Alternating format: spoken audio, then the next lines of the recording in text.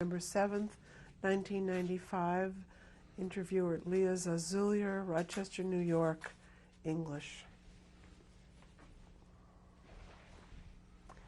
So there you were in being sent to Stuttgart. Being sent to Stuttgart. In the Korean Army. In the American Army. In the American Army during the Korean War. During the Korean War. And obviously this sergeant giving me the pep talk didn't know me and didn't know my background. He says, Trooper, he says, I want you to be aware of it. He says, you're here as a goodwill ambassador.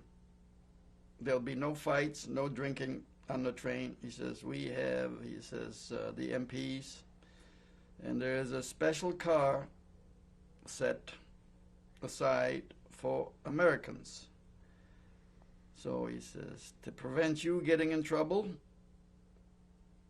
or he says, you creating anything, or the Germans creating anything, you go and travel with the Americans. So I got on a train and headed for the car set aside for Americans. I get on the train and there are two MPs playing blackjack. Their gun belts and guns hanging on the rack. And one of the guys said, hey, you want to come over and join? And I said, no, thank you. And I'm on the train. We're heading for Stuttgart. And after a few hours, train pulls into Stuttgart, and I get out, and there were a couple of people, GIs with a truck. And I says, you so-and-so? I said, yeah. He says, we are here. He says, to pick you up. And I got on the truck, and they took me to the camp, which was, about 3.5, 4 miles outside of Stuttgart. It was on a Sunday afternoon, hot. And I was getting hungry. It was around 4:30 in the afternoon.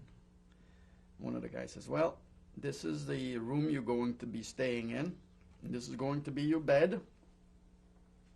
You'll have to go down to the supply room and pick up some bedding, which was blankets and sheets and pillow. I said, I'm hungry. He says, you see that? He says, down the road, about a third of a mile there. He says, that's the mess hall, but if I were you, he says, I'd leave the bedding for later, because he says, Sunday they close early. And he says, there won't be much to eat or anything to eat until the following day, unless you have some money you want to go to a snack bar. So I left everything, and I headed off to the mess hall, and I got something to eat. There's a little story, and I don't mean to sidetrack. When I was here, I met up with a friend, and we're still very close friends. His name is David Carney. He's a Jewish man, lives in Louisville, Kentucky. And I made friends with him while we were here in basic training. He got shipped overseas about 3 or 4 months before I did. And there were literally tens and thousands of Americans, GIs in Germany. So from all the things, I'm there on Sunday afternoon waiting in line to be fed, and I look again. There I met up with my friend. So I had a friend in Germany that I had met here, and we have been friends ever since. Then he got shipped home, David, and I served my time and came out of the Army. My dad at that time had come to this country and got acclimated, and he was tailoring in the garment district. And I really didn't know which way to turn, what I wanted, and my stomach had gone pretty bad. Wasn't feeling well. Finally, we got this straightened out, and I, after a year or so bouncing around New York, that's the only way to get somewhere is to go and learn something and make something of myself. Meanwhile, I had met my wife. We got engaged, and then we got married. And had a family, and here we are. I spent almost 35 years at Kodak. So what did you study? At RIT, it was graphic arts and chemistry, and I took some courses at the U of I have a bachelor's degree, and I have a lot of courses that I took at night in physical chemistry and in physics. And you married in what year? I married in 1957. And your work at Kodak? I spent all of my working life at Kodak in the research labs doing work specifically in the last 2.5 decades in the chemistry and physics of electrophotography. Mm-hmm. And you have how many children? We have 3 children. Mm-hmm. Our oldest one is a graduate of MIT, and he got his doctorate at Caltech in solid-state physics. Our younger one is a graduate of Oberlin in chemistry, and he got a master's degree in French horn playing from the University of London in England. And he is getting his doctorate in bioinorganic physical chemistry. He's presently in Princeton. And our daughter is still home. She's getting her master's degree in the health sciences. My wife was a teacher before we had children. She retired when we started to have kids. And you've lived mostly in Rochester, or completely in Rochester except for New York City? From the time I got off, I lived in New York City, and then from New York City I came to Rochester. Mm-hmm. Is there anything that you wanted to add about all those experiences that you've just talked about that might have come to you? One of the things that I'd like for the record is some of the trials and tribulations that the present German government is doing with restitution for some of the people like me and some of others. After we were liberated and in the early 50s, the German government made an effort to compensate some of the people that have been incarcerated and have been desecrated and decimated. My father was a very proud person. He never wanted to have any part of it. Well, we did not apply, and I'm speaking for my dad and myself. The statute of limitation ran out December 31st, 1969. When my father got on an age and he was no longer able to do things for himself, he decided, and it was his decision alone, to move up to Rochester here. He lived here on Elmwood Avenue. We looked after him as much as we could. Then, in 1977, there was an article in the paper, specifically the German paper, the Aufbau, or it said, well, people that have spent a year in concentration camps are still eligible to apply. They have 6 months to do it, and they will be compensated for having suffered in various concentration camps. Well, I finally convinced my father and myself to go ahead and apply. We both did, only for the German government to come back and say, look, we have your record here, and we feel very sorry. But this particular camp, Mielec, or Schwamberger, was the most atrocious, murderous history has ever recorded, and I was a witness to it. They say this was not a concentration camp. It was only a concentration camp toward the end for 5 weeks. Now, Flossenburg was a recognized concentration camp. You were there 9.5 months. You were in Mielec a year, but Mielec only count as 5 weeks concentration camp. If we add up the total concentration camps, You were there less than a year. You're 3 weeks short. Therefore, we can't compensate you. Now, this is such an atrocious lie that, I mean, it is unbelievable.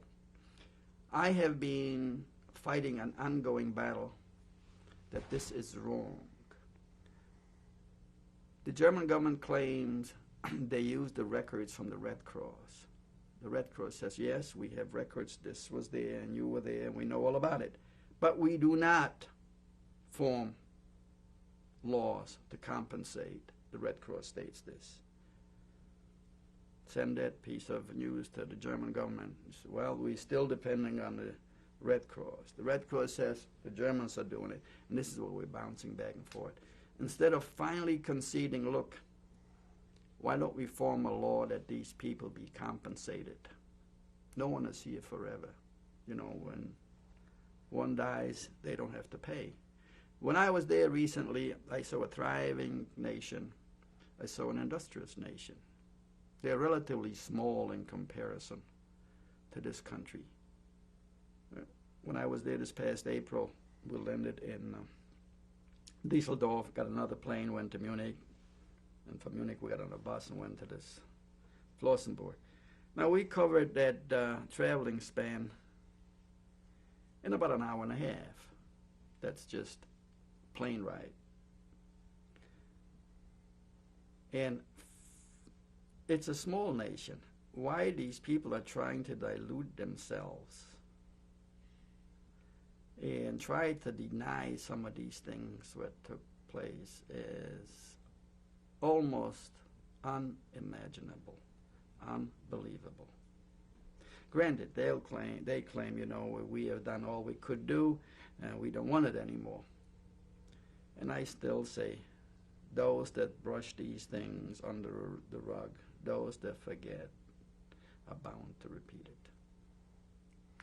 I was going to ask you what you thought some 50 years later the message from all of this for the world or your children is. The message is to be active and taking part in voting, to see who you elected officials are to be aware of their views. If you disagree with some of these things, see to it that these people don't get into power or these things can repeat themselves. It's a lot easier to do these things when they're still on the ground. It's almost impossible to do some of these things that had taken place after they begin to take place.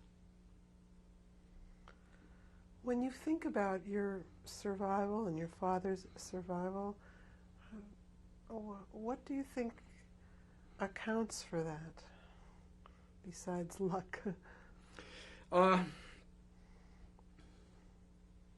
Number one, a very strong willingness to stay alive, be it for another minute, be it for another hour. And there was only one way to do it, is if you could have some food in you, that would make everything a lot lighter and brighter. One time I snuck into a chicken coop in Poland, and I had 2 warm eggs from the chicken's nest. It kept me going for 24 hours. I was happy. And there are certain people with a certain psychiness as well. I just as soon not put up with it. I will not go through with it, and they would just as soon die. One of the persons that I know that I knew very vividly was my father's cousin. His name was Herschel Leipzig. He had the most beautiful voice.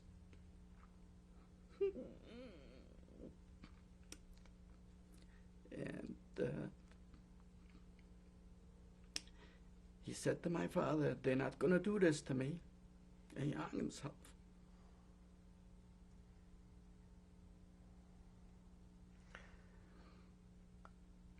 I remember your telling me the joke your father made on the train. Your father must have been a great source of strength to you. Oh, yes. I would have never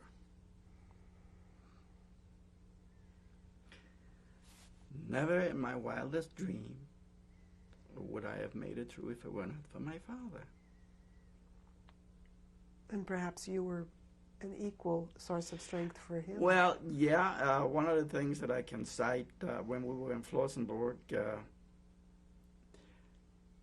usually when you went to sleep, it really is not, I mean, the sleeping garb was the same as what you wore, except shoes. And the people who used to take their shoes off and use them as a pillow.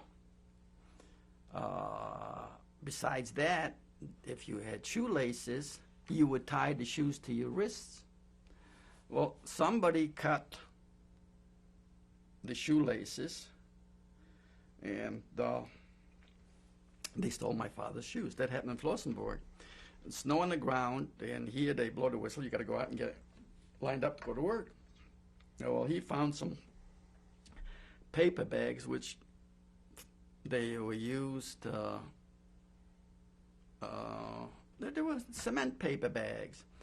They used them to fill up the ashes and to transport to the farmers. So my father wrapped his feet around with these paper from the cement bags and some burlap bag, and there he was, going to work. And he came to me, he says, Naftali Elior, he says, you know, somebody, he says, stole my shoes. Well, I said, don't worry, Dad, we'll find some other shoes. I took it up on myself to stay in the doorway when the prisoners were coming back from work. And I watched all of these prisoners piling into the barracks. There were about 800 in the barrack, and there was just one door. They're coming back from work, and I see this Russian prisoner wearing a pair of shoes which didn't fit. He could hardly walk in them. He literally limped. And as I saw him walking in, I said to this Russian, I says, you know, these shoes are my father's shoes. He says, how do you know they're your father's shoes? They're my shoes. I says, no, those are my father's shoes.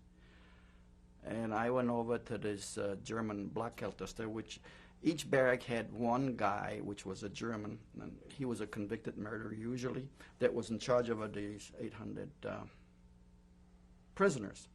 And I says, you know, I said, this Russian right here stole my father's shoes. He says, which one? I said, this guy right here, those are my father's shoes. In which case, this German took a three-legged little stool, and he literally smashed this guy's skull. He killed him. In which case, I proceeded to take the shoes off and give them to my father. Those are the shoes my father was liberated in. How do you feel that the whole Shoah experience has influenced the rest of your life? I think it's a marvelous thing. I think it should be preserved. I think it should be known to the world, and hopefully we can learn something from it, even though the people that have survived have paid a price which cannot be described in any form, shape, or manner. No words can describe the type of suffering that the people went through, including myself. And hopefully, by doing what we're doing today, we can make this a better world to live in.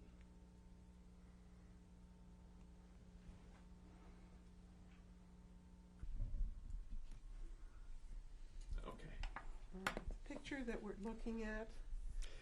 The picture that we're looking at is a picture of my mother and father, and it was taken Probably right after they got married, sometimes during the year of 1923. And there's a little story that goes with some of these pictures that will be coming up, specifically the black and white ones. There is a lady living in Denver, Colorado. Her name is Dorothy Melnick. She immigrated to this country on the last boat that left Poland for America. And she found out that we survived. She kept on writing and calling we should come to visit. So in 1970, my wife and I, at that time we only had 2 kids, took a trip out to Denver. And we were sitting and chatting. And she said, you know, I have something that you will treasure.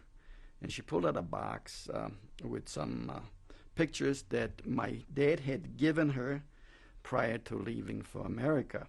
And obviously these pictures are extremely precious to me. And your parents' names? My father's name was Samuel, and my mother's name was Necha. Okay. So this is one of the oldest pictures that I do have from my parents.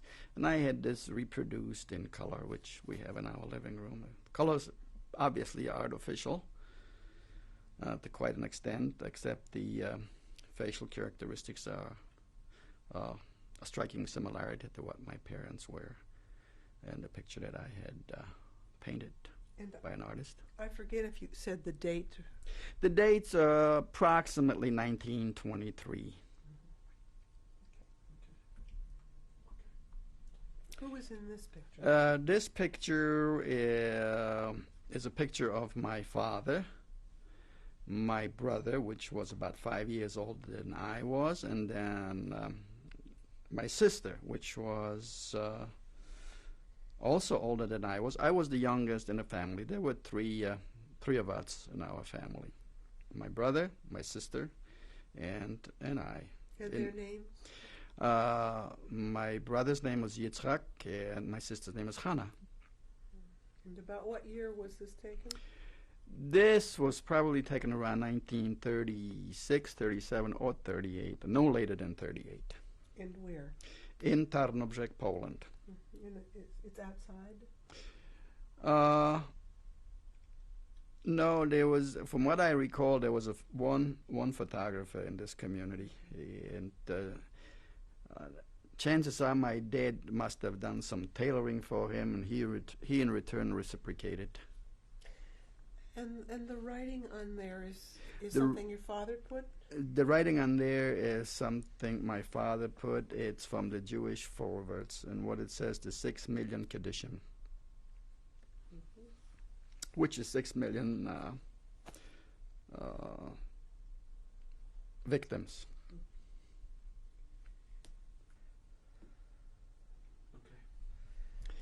Okay. This picture represents my father's workshop, my father with his tape measure, and my brother adjacent to my father, and the lady sitting next to the sewing machine is the lady from Denver, Dorothy Melnick.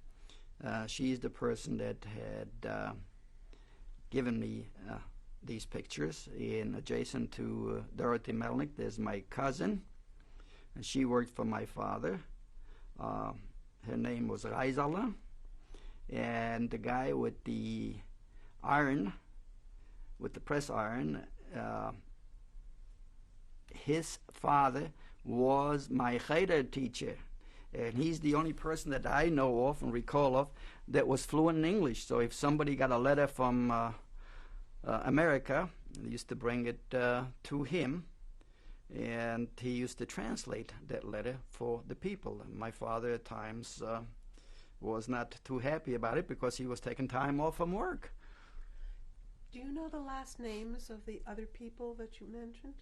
The last name? Yeah, my brother's name was Yitzhak. And the lady at the sewing machine is Dorothy Melnick. And the girl standing next to Dorothy, her name is Reisala. Fleischer. And the person with the pressing iron. His name was Moshe, and he was the son of Shemaiah Melamed. When do you think this was taken? There's a date that my dad had written in the back of it, which is quite accurate. January 1938. And this is confirmed also by the date that's on the calendar here, if you can pick this up.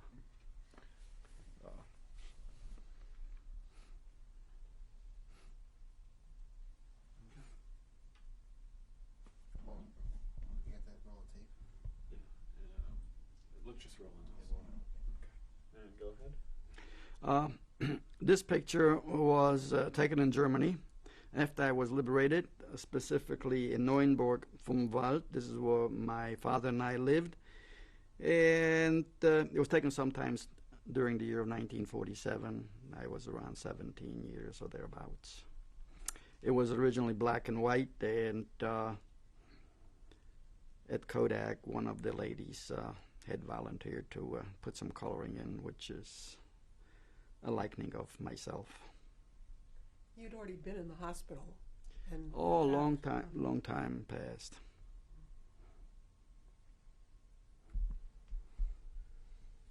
Okay. These are a series of photographs that you took on a trip back in what year? This past April, 1995.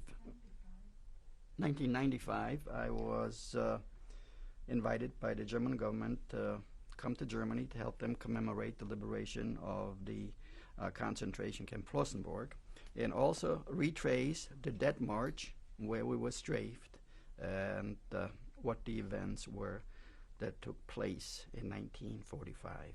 And one of the pictures there, our first strafing, was in the railroad station Floss, and there's my youngest son, which came along with me, and myself.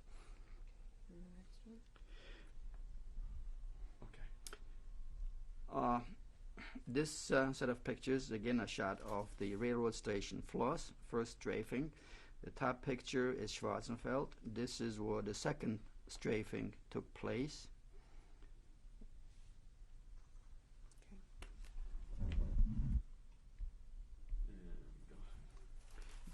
This is the railroad station Schwarzenfeld. This is where we got strafed the second time around. I remember a person that got wounded, and he was laying on the ground. One of the SS guys went over, straddled him, took his pistol out, and put 2 bullets through his head.